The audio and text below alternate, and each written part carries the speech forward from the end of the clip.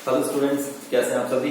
मैं Praveen Sharma, rising star academy near चौक की ओर से आपके लिए केमिस्ट्री में एक नया टॉपिक लेके आया हूं, दैट इज केमिकल काइनेटिक्स।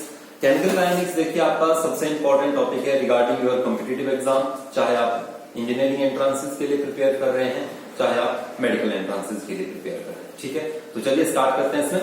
तो सबसे पहले हम इसमें स्टडी करेंगे केमिकल काइनेटिक्स में what is rate of reaction. After that इसमें हम स्टडी करते हैं ऑर्डर के बारे में एंड एक्टिवेशन एनर्जी के बारे में। ठीक है, तो first of all we start rate. What is rate? तो इस चैप्टर में आपका रेट एक ऐसा टॉपिक है जिसपे आपके पूरे चैप्टर का मेन फोकस रहता है। ठीक है, तो what is rate? Rate is basically related to the speed of chemical reaction. अब देखिए स्पीड क्या है। स्पीड आपकी एक फिजिक्स की टर्म है। ठीक है, तो स्पीड हम कैसे मेजर करते हैं?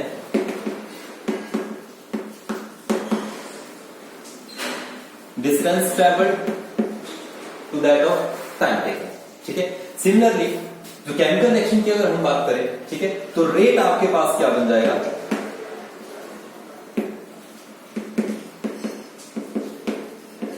Rate will be change in concentration to that of time. ठीक है, अब मान लीजिए आपके पास ए, आपके पास कोई रिएक्टेंट है जो आपको बी प्रोडक्ट देगा। ठीक है, तो यहां पे चेंज इन कंसंट्रेशन किस तरह से लिखा जाएगा? देखिए रेट क्या बनेगा आपके पास, क्या है आपका चेंज इन कंसंट्रेशन। तो यहां पे रिएक्टेंट और प्रोडक्ट की कंसंट्रेशन किस तरह से चेंज होगी? देखिए ए की कंसंट्रेशन क्या होगी यहां पे स्टार्टिंग में 100%, when time t is equal to 0, the concentration of A will be 100%, and similarly at starting the concentration of B will be 0. But with the passage of time, when time t becomes t1, some of the reactant molecules will be converted into products. ठीक है, तो यहां पे rate हम किस तरह से लिखेंगे? Rate will be decrease in concentration of E to that of time, or increase in concentration of B to that of time. ठीक है, तो रेट क्या है आपके पास? That is change in concentration of any one, that may be product, that may be reactant. ठीक है, with respect to time. तो रेट क्या आ गया आपके पास?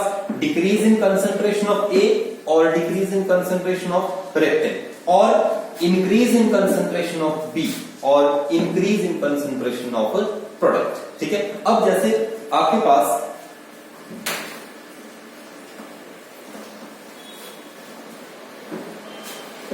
सपोज आपके पास इस तरह से ग्राफ दे दिया गया है एक्स एंड टी। ठीक है, तो व्हाट इज रेट? तो रेट आपके पास इस तरह से मेंशन किया होता है।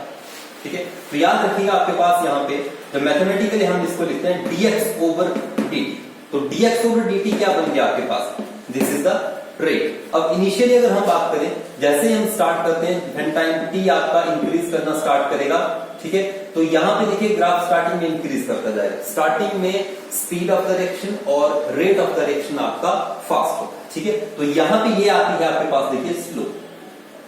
देखिए तो धीरे धीरे क्या हो रहा है? स्लोप आपकी डिक्रीज कर रही है। इट मींस कि जैसे आपका टाइम इंक्रीज करेगा the rate of reaction will decreases automatically. ठीक है, तो ये dx ओवर dt क्या गया आपके पास? स्लोप। ठीक है, और इसको हम अगर मान लीजिए x, तो रिएक्टेंट की कंसंट्रेशन आपके पास c दी गई। ठीक है, तो रेट आपके पास क्या बन जाएगा? dc over dt, this will be the rate. ठीक है, ये आपने ध्यान रखना है। अब देखिए रेट के बारे में बेसिक हम बातें करेंगे।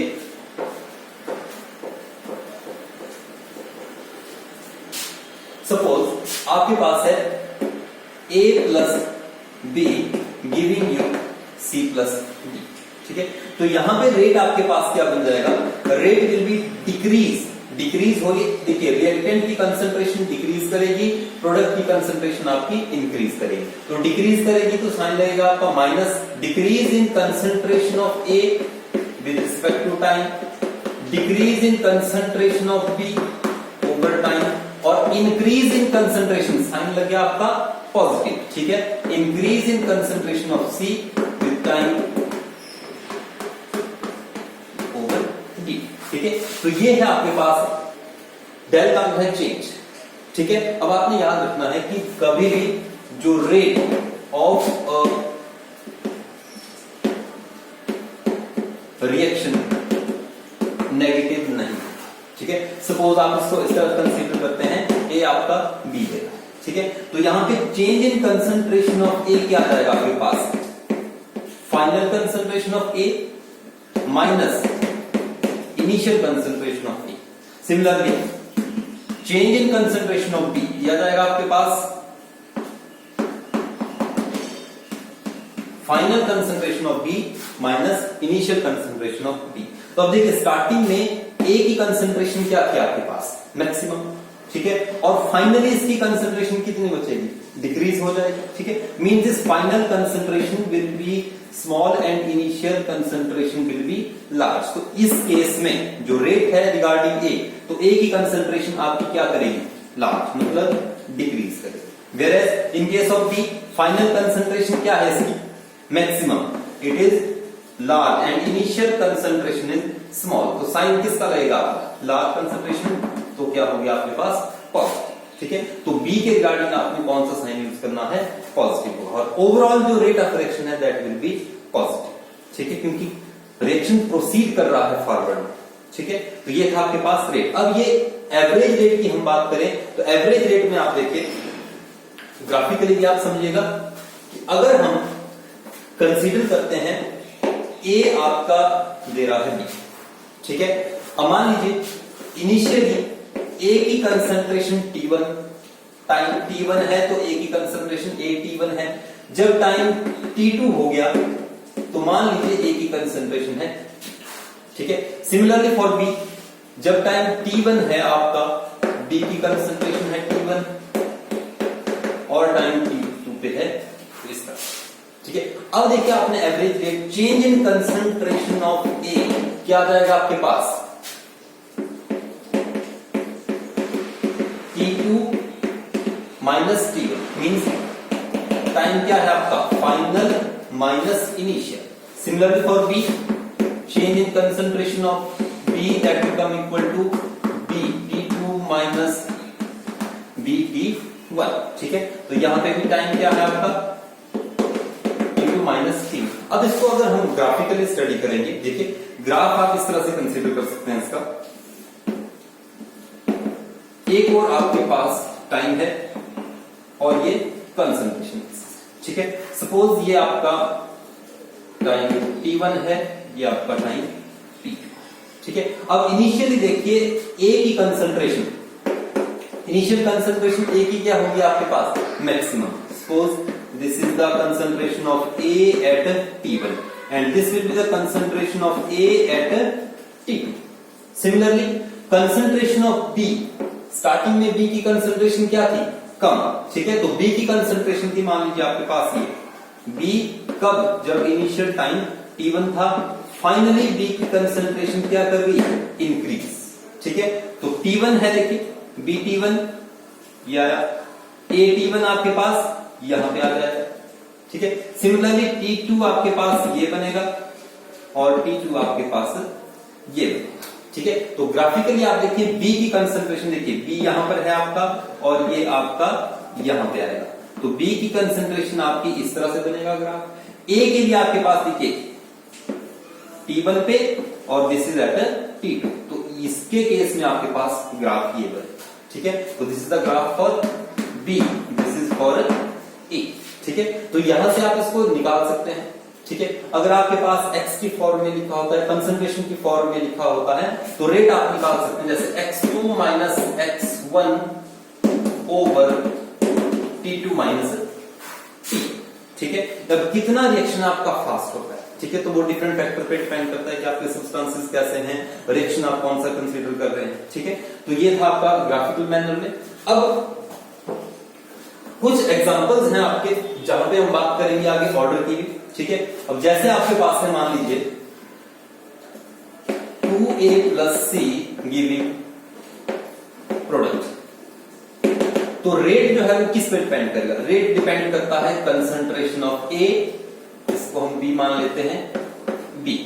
अब देखिए rate of reaction according to the law of mass action, क्या बोलते हैं कि rate of chemical reaction is directly proportional, किसके डायरेक्टली प्रोपोर्शनल होता है, product of molar concentration of reactant. ये जो स्क्वायर ब्रैकेट है this is the molar concentration, ठीक है। अब यहाँ पे 2 है, अब ये अगर आपके पास इक्वेशन ऐसे होती है पावर 1 and 1, अब ये आपका स्टोइकियोमेट्रिक कोएफिशिएंट हमने 2 लगा दिया, ठीक है, तो यहाँ पे हम इसकी पावर 2 भी ले सकते हैं। मतलब जो ऑर्डर है आपका 2 + 1 कितना हो गया आपके पास, ऑर्डर इज 3। अगर हम A एंड B लिखते, दिस इज 1 + 1, ऑर्डर इज 2, ठीक है, मींस कि दिस स्टोइकियोमेट्रिक कोएफिशिएंट के सम के बराबर भी आपका ऑर्डर हो सकता है, ठीक है, और स्टोइकियोमेट्रिक कोएफिशिएंट का सम के बराबर नहीं भी हो सकता है, ठीक है। इस जैसे आपके पास डिसोसिएशन ऑफ अमोनिया है, ठीक है, तो अमोनिया टूट जाता है नाइट्रोजन और हाइड्रोजन में, तो आपका 0 ऑर्डर रहता है, ठीक है, तो वो ऑर्डर के बारे में अलग से हम बातें करेंगे, ठीक है। अब देखिए किस तरह से आपने रेट को रिप्रेजेंट करना है, उसके लिए फार्मूला देखिए क्या है। जैसे सपोज हम कंसीडर करते हैं PCl5 PCl3 + PCl2, इस तरह से रिएक्शन है, तो यहां पे आपके पास देखिए माइनस PCl5 की कंसंट्रेशन क्या कर रही है, decrease with respect to time, तो ये क्या है, डिसअपियर हो रहा, ठीक है। ये वाला आपका PCl3 की कंसंट्रेशन इंक्रीज हो गया, तो साइन कौन सा लगा, पॉजिटिव।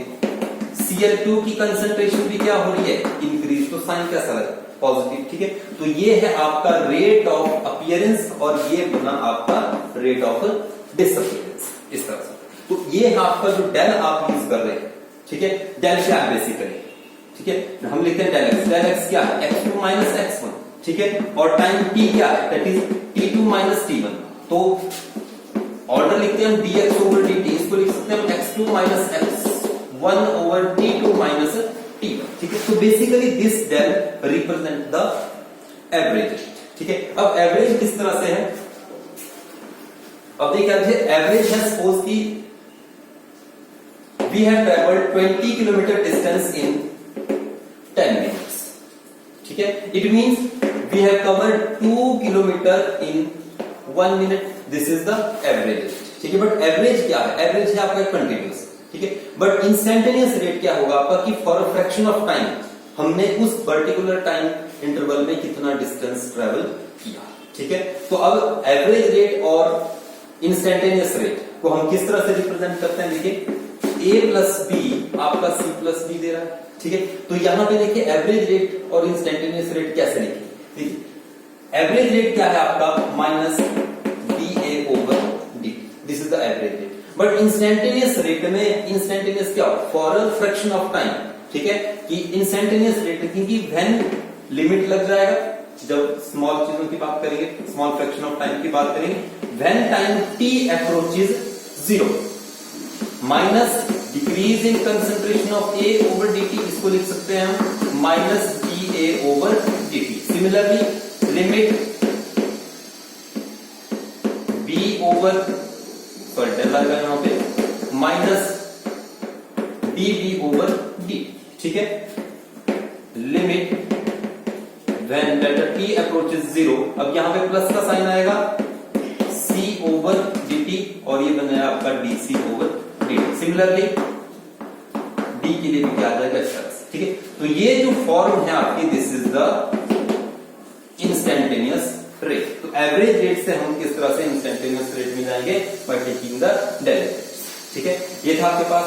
अब आपने बहुत से एग्जाम्स में क्वेश्चन इस तरह से आता है कि आपने किस तरह से रेट को रिप्रेजेंट करना है। सपोज आपके पास है 2A + B giving you 3C + D, ठीक है। तो यहां पे आप रेट कैसे लिखेंगे, देखिए this 2 and 3 these are the stoichiometric coefficients, ठीक है। तो इनको हम कैसे लिखेंगे, -1/2 change in concentration of A with respect to P is equal to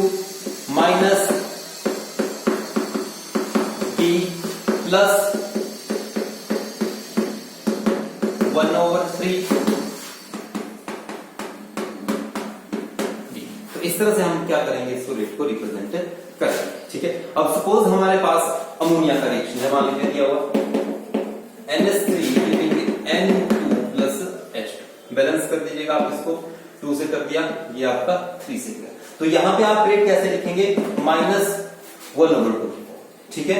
अब डायरेक्ट लिखेंगे इस तरह से NH3/dt is equal to over dt और 1/3 dH2 ओवर dt। ठीक है, अब यहां से देखिए जो लॉ है आपका रेट लॉ क्या बोलता है कि जो रेट ऑफ रिएक्शन है वो डिपेंड करता है कि how fast reactant react to give product. ठीक है, कितने जल्दी आपके रिएक्टेंट किसमें बदल जाएंगे, प्रोडक्ट। ठीक है, तो वो डिपेंड करता है कि रिएक्टेंट का एक्टिव मास कितना है। ठीक है, तो एक्टिव मास किस तरह से कैलकुलेट करेंगे हम, देखिए जो रेट लॉ की बात करें कि रेट किस पे डिपेंड करता है, जैसे रेट के लिए कांस्टेंट लिखते हैं हम के। ठीक है, जैसे आपका रिएक्शन है ए गिविंग यू बी, तो rate will be directly proportional to concentration of A, या इसको लिख सकते हैं कांस्टेंट के ए के बराबर। ठीक है, तो रेट किस पे डिपेंड करेगा, इनिशियल कंसंट्रेशन ऑफ रिएक्टेंट। अगर आपके पास ए एंड बी है तो बी आ गया आपके पास, अगर ए प्लस बी है और ये आपका सी और डी है, तो इस तरह से रेट जो है वो आपका वो डिपेंड करेगा रिएक्टेंट के मास पे। ठीक है, अब रेट लॉ के रिगार्डिंग हमने रेट को हमने मैथमेटिकली हमें लग गया पता किस फॉर्म में लिखेंगे, dx ओवर dt। अब यही चीज मान लीजिए आपके पास के आ गया रेट कांस्टेंट x की पावर n पे। ठीक है, तो दिस x की पावर n क्या है आपके पास, order of reaction, sum of powers होता है, आगे पढ़ेंगे इसमें। ठीक है, और एक्टिव मास जो है आपके पास, एक्टिव मास को किस तरह से लिखेंगे, देखिए जब हमने रिएक्टेंट लिया A, दिस ये जो स्क्वायर ब्रैकेट है इट मींस कंसंट्रेशन। ठीक है, और ये चीज लगती है आपके किस केस में, जब हम कंसीडर कर रहे हैं कोई सॉलिड सब्सटेंस। ठीक है, तो this concentration term will be it's active mass. ठीक है, अब एक्टिव मास को हम कैसे रिप्रेजेंट करें, एक्टिव मास क्या होता है, नंबर अपॉन वॉल्यूम। ठीक है, तो number of moles upon volume कैसे लिखे, नंबर क्या बनेंगे आपके पास, वेट, नंबर क्या होता है, यह जिसके हमने नंबर टर्म आपके रिलेटेड है मोल्स के साथ। ठीक है, तो मोल्स कैसे निकालेंगे, given weight divided by molecular weight to that of volume. ठीक है, और यहां से इसको कैसे लिख सकते हैं, वेट अपॉन वॉल्यूम आ जाएगा आपके पास इनटू 1 ओवर मॉलिक्यूलर वेट।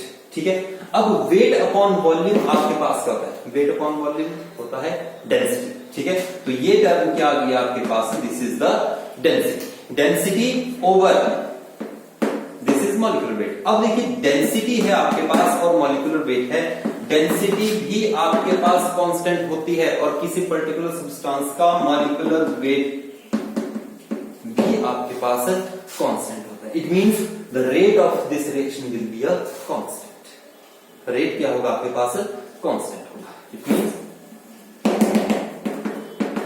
ये रेट क्या होगा आपके पास, कांस्टेंट। बट यही चीज आपकी गैसेस के केस में अप्लाई नहीं होगी। ठीक है, जैसे बहुत बार आपने रिएक्शन पढ़ा है कैल्शियम कार्बोनेट की डिकम्पोजिशन, कैल्शियम कार्बोनेट फॉर्म कर रहा है कैल्शियम ऑक्साइड प्लस CO2।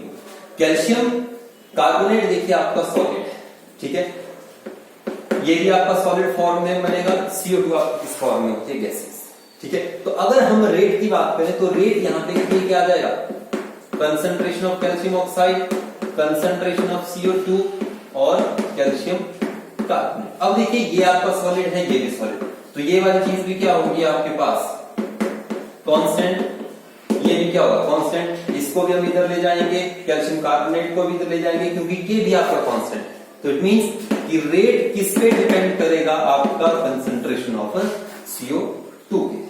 ठीक है, तो अब रेट के बारे में आपको लगता है गैसेस के केस में रेट कांस्टेंट नहीं होगा। ठीक है, अब कांस्टेंट कब है, ये डिपेंड करता है आपका फैक्टर्स पे, या कांस्टेंट नहीं है तो ये भी डिपेंड करेगा आपका किन फैक्टर्स पे, जैसे आपके पास एक्टिवेशन एनर्जी है। ठीक है, या आपके पास रोल ऑफ कैटलिस्ट। ठीक है, अब जैसे आपके पास कैल्शियम कार्बोनेट है, नॉर्मल रूम टेम्परेचर पे ये डिकम्पोज नहीं करता है, बट जैसे ही हम इसको हीट कर देते हैं, हीट करने का मतलब क्या है कि आप इसको एक्टिवेशन एनर्जी दे रहे हैं, तो ये रिएक्शन का रेट क्या हो जाता है आपके पास, फास्ट। तो रिएक्शन आपका फास्ट होगा, दैट मींस CO2 आपकी जल्दी से बनेगी। ठीक है, तो रेट आपका कांस्टेंट ना हो कि क्या करेगा, फर्दर इंक्रीज करता जाएगा।